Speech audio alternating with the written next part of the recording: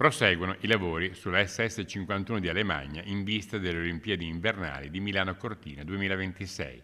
3 le varianti in corso d'opera e tra queste quella che cambierà di più la vita dei residenti è sicuramente quella di Balle di Cadore. Lo dico e lo ribadisco, non cambia niente secondo me sulle quantità di traffico, però renderà e darà la possibilità a valle di rendere vivibile una parte del paese molto importante come la Borgata Costa, che oggi è massacrata dal traffico e che ora con la variante verrà liberata. In effetti la situazione è abbastanza invivibile ed è capitato anche di vedere camion rimorchio che incontrandosi non riuscivano più ad andare né avanti né indietro.